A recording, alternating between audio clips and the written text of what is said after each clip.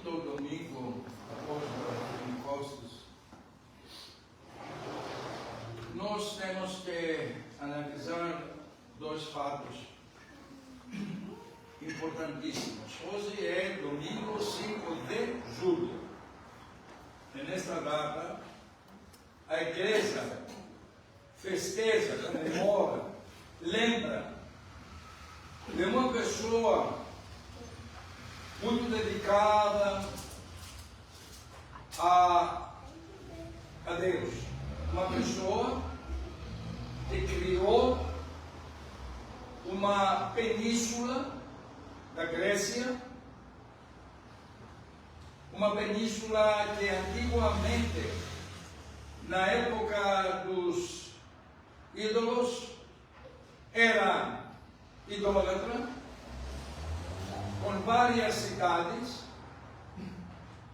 e após da visita, por acaso, da Nossa Senhora Virgem Maria, que é neste lugar, que não é outro que o Monte Athos, a península de Athos, tem três pés. A Macedônia, do lado da Tessalônica, tem o estado de Halkidiki, que que falaram Halkidiki porque os halkidenses da minha pátria, da Ébia, migraram antes do Alessandro Magno para lá e deram o nome Halkidiki. Todas as penínsulas e o território que está lá. Então, tinha Sitonia, Cassandra e Athos. O nome Athos pegou a montanha alta, que tem 2.000 e pouco, não me lembro os metros que tem, tanto que eu estudei, terminei teologia nesta península, que é uma península monástica. Quem criou esta península monástica? Porque a Virgem Maria, viajando para visitar Chipre, para visitar o Lázaro, temos a ícone da ressurreição do Lázaro, amigo de Cristo, pegou uma tempestade, e a tempestade colocou o barco dela no lugar de Monte Athos. E aí ela ficou encantada pela natureza e pediu para o Cristo, fez uma oração: quero que este lugar é o meu lugar, é o lugar onde quero ser glorificada. Então, ela fez essa oração e, na realidade, depois de séculos, aconteceu por meio de uma pessoa, o Atanasius. O Atanasius era um estudioso, teólogo, filósofo, cientista grego, que ele vivia na Laodíquia, Ásia Menor. Ele era muito religioso, porque os pais eram religiosos, mas ele era rico. Ele era tão sábio que todo mundo procurava ele para dar as orientações em todas as coisas. Ele tinha uma ligação e uma éfesis, uma inclinação para Deus. Ele queria abandonar a vida e dedicar a vida no mosteiro, no ascetismo.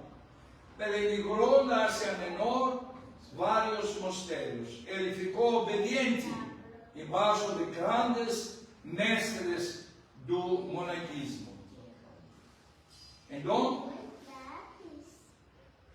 num certo momento, virou na Constantinopla amigo do famoso general e depois imperador Niciforo Focardo.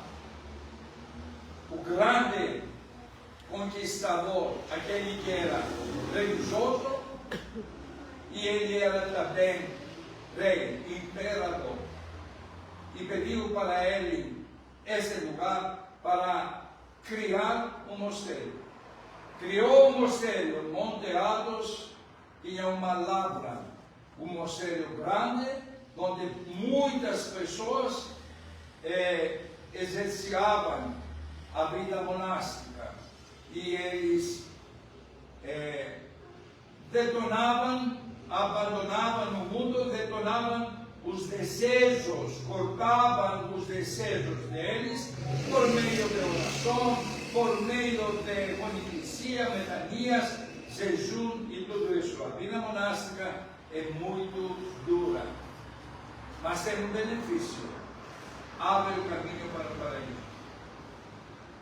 Então, o São Atanásio, o grande mestre, tem muitos episódios de ele, relatos, criou, é o pai do Monte Athos.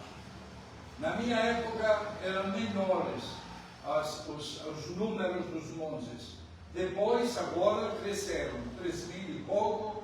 Jovens, na nossa época, lutávamos para podermos ser dignos nos trabalhos, porque é muita coisa. É um paraíso que a Virgem Maria ser louvada lá, glorificada, e por isso não aceitam outra mulher, os monges lá. Só ela que é a dona do pedaço. Então, não porque são antifeministas os monges, mas porque querem que exercitar o serviço deles tranquilos, sem perturbações. Por isso, saíram milhares de santos, milhares de ascetas, milhares que abandonaram o mundo e são cidadãos agora do paraíso. Um deles é este grande mestre, este igúmeno, este fundador. Ele era alto, quase 2 metros e pouco. Ele usava uma escalada na lavra do Monte Athos, primeiro mosteiro. Ele tem a cruz dele, todo de ferro. A cruz dele é de ferro 5 quilos, e ele usava como a cruz. Agora nós queremos pedras preciosas, queremos ouro, prata e tudo isso. E ele usava e falava: este peso da cruz me lembra o peso do Cristo. E ele tinha um bastão de ele de ferro também. Um monge, vou relatar este episódio para analisar um pouco o Evangelho, que é interessante. Ele criticou o monge, o superior, o pai espiritual dele, porque ele comia muito. Todos os monges comiam uma refeição. Ele comia 2. O São Atanásio, na refeitório onde eles comiam, ele meditou que este monge jovem, inexperiente, como acontece com todos os monges que querem ser os grandes mestres, e eles não aprendem a caminhar pelo alfa. Querem chegar no ômega porque tem o zelo, o catepignos, como disse o apóstolo Paulo, o zelo sem conhecimento. Então, chamou a ele em frente de todos e falou: filho, você está criticando que eu como o dobro que vocês. Você conhece a minha capacidade pelo tamanho, quando eu posso comer, chamou o cozinheiro, trouxe 6 refeições. Ele comeu tudo e não aconteceu nada. Agora sou satisfeito, ele falou. Então eu me sacrifico as outras 4 refeições.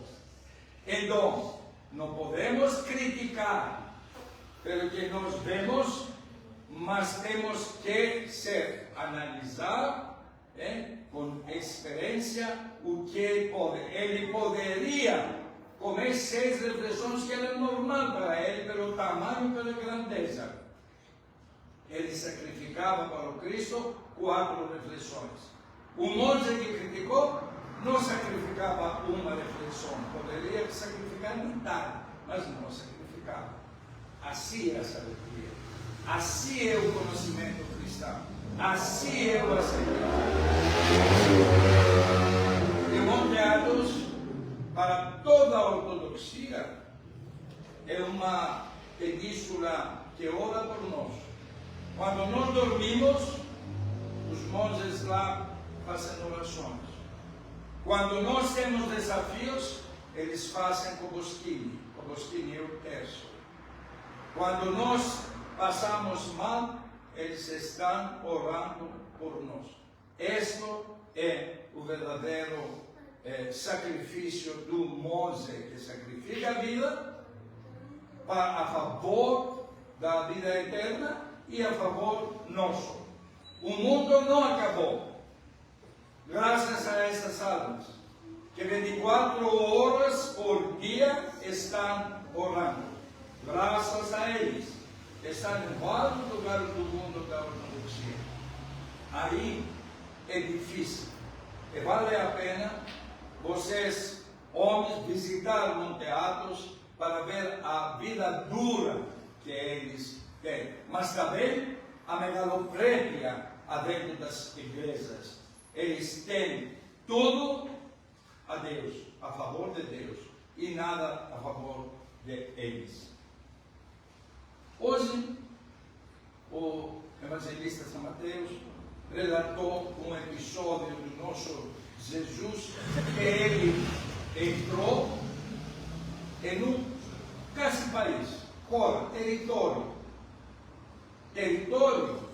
que não era judaico, território que não era israelita, um território que era pagão, que era uma fora da região de Decápolis, 10 cidades, eram criadas pelos generais do Alexandre Magno, quando ele passava para conquistar o mundo. Deixava generais em cada lugar com soldados para se misturar com as etnias de lá e fazer a época do helenismo, a época alexandrina. Ele era conquistador, mas conquistador para beneficiar as etnias. Então, o Cristo saiu com um barco da Galileia, do lago, e passou frente, que era Decápolis, que aí eram todos pagãos. Por isso, 2 demoníacos reconheceram ele e reconheceram como Deus. Por isso perguntaram: o que você quer conosco? O Satanás reconhece o Cristo e treme, e não quer encarar a ele. Por quê? Porque sabe o poder, é o Deus. Ele tem que obedecer, mas a epifania, o egoísmo dele e a coisa não deixa ele obedecer. Então, eles reconheceram e falaram: o que você tem, filho de Deus, conosco? O que você tem? O Satanás não quer, por isso São Nectário falava: coloca na sua casa incenso, queima incenso, e você vai ver que é para louvar a Deus, e você vai ver se o Satanás tem epíria, tem influência adentro no seu, na sua casa, no seu território. Então, eles ficaram revoltados. E não machucas a nós. O demônio falava, não machucas a nós. O demônio clamou. O demônio queria que seja bem tratado. Quando ele não trata bem o ser humano, ele queria ser tratado bem, porque ele queria mostrar a raiva que ele tinha. Queria mostrar o catastrófico que tem dentro dele. É um desastre. Então, eles falaram, por favor, Jesus, manda a nós no lugar dos porcos, que tinha uma manada muito grande lá, que eles alimentavam e vendiam carne e tudo isso. Se eram judeus, se era território judaico, eles não poderiam ter uma manada de quilos de porcos, porque Moisés proibiu a carne como impuro, proibiu a carne para os judeus, no carne do porco. Então, é uma mais referência, mas uma testemunha que eles eram pagãos. E como ele liberou, os demoníacos ficaram livres. Não sei se vocês têm alguma experiência, eu tenho várias experiências, mais de 3, 4 com demoníacos. E é um desastre. Parece que ele é um animal, não parece, é um animal. Então, eles pediram o favor e mostraram o que o Satanás para nós temos em noção, como reage o Satanás. Entraram os demônios no grupo, naquele dos quilos, dos porcos, e todos caíram em um penhasco e depois se afundaram em um lago que tinha lá. Então, qual é do Satanás a profissão e a função? Destruir, matar, terminar com você. Quando nós somos protegidos por Deus, por isso existe a igreja, a bênção, os sacramentos e tudo isso, nós não temos nenhum medo, porque nós sempre vencemos o Satanás. Custa, mas nós, no final, somos os vencedores. Isso que mostrou. Porque os pagãos pagaram Cristo com a indiferença e se reuniram, não agradeceram porque 2 cidadãos, irmãos, parentes deles ficaram salvos, mas falaram, por favor, vá embora de allí, porque nós perdemos o nosso massacre, nosso dinheiro, as nossas bênçãos. O ser humano é assim. Não agradece, porque Deus abençoa, multiplica o que Ele tem, em primeiro lugar, saúde. Quero avisar que aqui em poucos meses vai ser lançado o meu livro, ainda não sei em que lugar, estão lutando, discutindo muitos lugares. Eu vou escolher. Então, o livro está pronto. E neste livro todos são convidados. E neste livro temos que fazer uma noite de glória de Deus. Uma noite de agradecimento de Deus. E todos vão ser convidados comigo para que nós, com as autoridades também aqui, para que nós mostramos neste lugar que Deus e o Espírito Santo realizou. Não para ser glorificados nós, nem por egoísmo, para mostrar a energia pura do Espírito Santo quando abençoa e tira os pecados e tira as barreiras e as dificuldades. Este é o nosso Deus, paterno, e nos abençoa mas acciono em grego. Amém.